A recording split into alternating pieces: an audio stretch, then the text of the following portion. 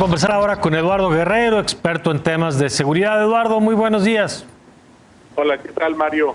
Gracias por la invitación. Gracias a ti. Y empezaré por preguntarte, Eduardo, ¿tú cómo lees qué interpretación tenemos que dar a que se realice un ataque como el del viernes pasado en la Ciudad de México, dirigido al secretario de Seguridad, en un nivel pues que no hemos visto? Quizá la referencia más cercana para algunos era 1994 con el caso Ruiz Massieu. ¿Qué significado le das tú a esto que acabamos de vivir? Pues mira, el que acabas de mencionar fue un caso de violencia política.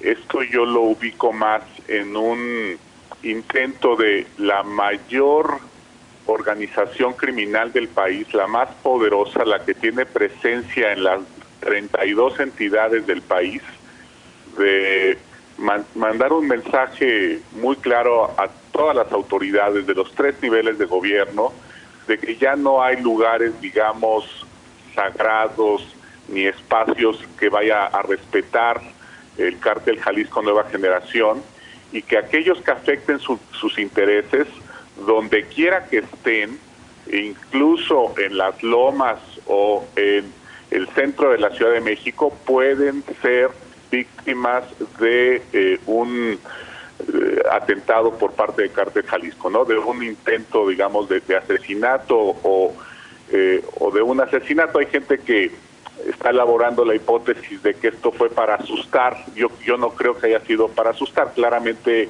iban a asesinarlo, pero por diversas errores y también gracias al blindaje del automóvil del secretario se salvó.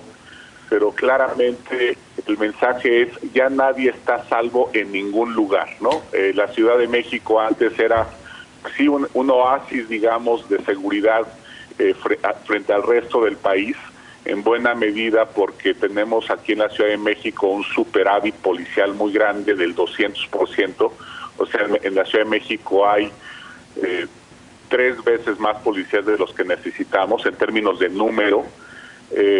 Son más o menos como 10 policías por cada 1000 habitantes en la Ciudad de México, cuando el promedio es 3.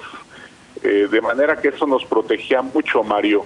Y el hecho también de que los gobiernos de izquierda que han gobernado la Ciudad de México fueron construyendo una gran infraestructura de educación media superior para que los jóvenes, en lugar de unirse a las bandas delictivas, tuvieran, digamos, un cauce educativo o de aprendizaje de un oficio para un horizonte de desarrollo profesional distinto. Y eso, la verdad, nos liberó también de tener en la Ciudad de México grandes organizaciones criminales. Tenemos a Unión Tepito, a la Antiunión, a Cártel de Tláhuac, pero la verdad es que esas están confinadas a algunas delegaciones y sobre todo son alcaldías, que son vecinas del Estado de México.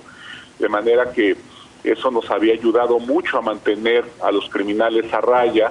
El hecho también, por ejemplo, de que los taxis de la Ciudad de México estén tan vigilados por el gobierno, había evitado que el taxi se convierta en un instrumento del crimen organizado. En fin, hay varios factores que nos habían salvado, pero claramente este es un aviso de que esa fase, digamos, de tranquilidad y de cero confrontación con crimen organizado al interior de la Ciudad de México se acabó, estimado Mario. En ese sentido, Eduardo, ¿cómo viste primero la respuesta de las autoridades, tanto en el momento, que bien apuntabas el tema del blindaje, pero yo señalaba que me llama la atención y para bien, que logran detener primero 12 personas, luego 19, si no me equivoco, el día de ayer, y detienen una serie de personas, incluso a quien apuntan como uno de los coordinadores de este ataque? ¿Cómo has visto la respuesta? Y ahorita vamos un poquito a lo que tendría que pasar más allá de las personas que ya se han detenido. Mira, quisiera nomás apuntar que claramente Mario, Cártel Jalisco no envió a un grupo élite. Por lo que sabemos, fueron personas reclutadas en las últimas semanas. Yo creo que son células que tiene el cártel en varios estados. Reunió parece que el tal Baca, que ya le atribuyen la autoría intelectual, pero que para nada es el autor intelectual. Él más bien fue, digamos, el coordinador, el planeador de esto en términos logísticos. Fue quien fue por los sicarios, los agrupó en células, etcétera, pero claramente son sicarios poco entrenados, no son de un perfil muy alto, y justamente por eso ahora los diarios están apuntando a varios errores que se cometieron en el atentado, y yo creo que no es gente muy cercana a la organización, porque seguramente sabían que la probabilidad de que que arrestaran algunos de estos sicarios era muy alta, y se aseguraron de que fueran personas que cuando fueran interrogadas no tuvieran información valiosa para el gobierno mexicano sobre la operación de Cártel Jalisco, ¿no? Yo creo que ese es un primer punto bien importante. Ahora, la respuesta, pues más allá de la parte mediática, sí, donde ha habido declaraciones que, por cierto, me han parecido algunas desafortunadas porque repiten el mismo sonsonete que en sexenios pasados, de que esto es producto de que se está atacando eficazmente al crimen organizado. Eso mismo nos decían con Calderón. Sí, igualito.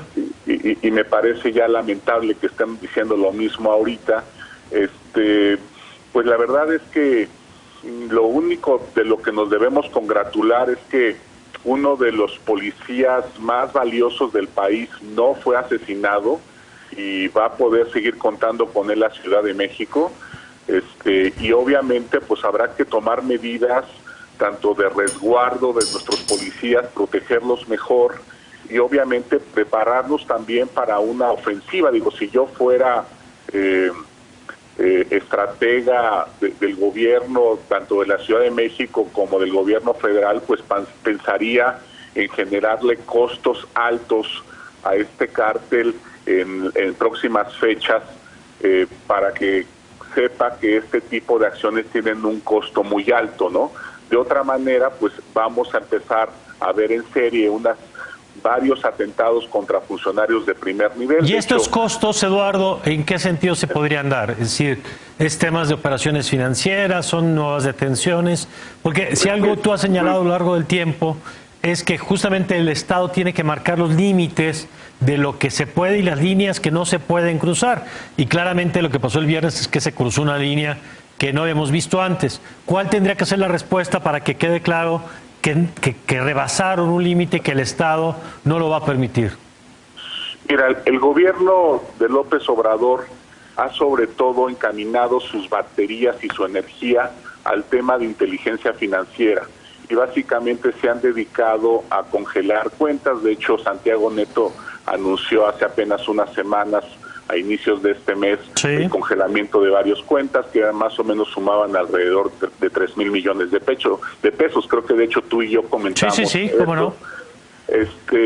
Pero la verdad es que ese tipo de acciones le hacen muy pequeño daño a organizaciones que manejan sobre todo efectivo, y tienen, digamos, otros reductos financieros no de carácter formal para mover el dinero. Me parece que aquí sí necesitamos la acción más contundente de la Guardia, del Ejército, de la Marina, y en términos de confrontarlos, de tratar de armar, digamos, por ejemplo, un operativo como lo han hecho en Estados Unidos contra el propio Cártel Jalisco, de realizar arrestos masivos de miembros de la cúpula, ¿no? O sea, de las familias que están en la cúpula, de los asesores financieros y jurídicos, y obviamente de los jefes de sicarios regionales. Estas son, digamos, los componentes más importantes para la operación de un cártel, y es ahí donde deberíamos enfocarnos para hacer arrestos, o incluso, si fuera necesario, ni modo, se oye muy fuerte, pero abatimientos. O sea, tenemos que utilizar la fuerza del Estado para replegarlos y para acotar su perímetro de acción. No podemos permitir que estas organizaciones cuasimilitares se estén expandiendo tanto y que ya estén, de hecho, teniendo presencia destacada en el corazón mismo, en el corazón político y económico del país, ¿no? Ya, pues muy claro, Eduardo. Como siempre, te agradezco tu análisis. No, gracias a ti, Mario. Te mando un abrazo. Igualmente, Eduardo Guerrero. Y bueno, siempre vale la pena escuchar su punto de vista sobre estos temas. Vamos a una pausa, regresamos. Mauricio Merino, Marta Lamas.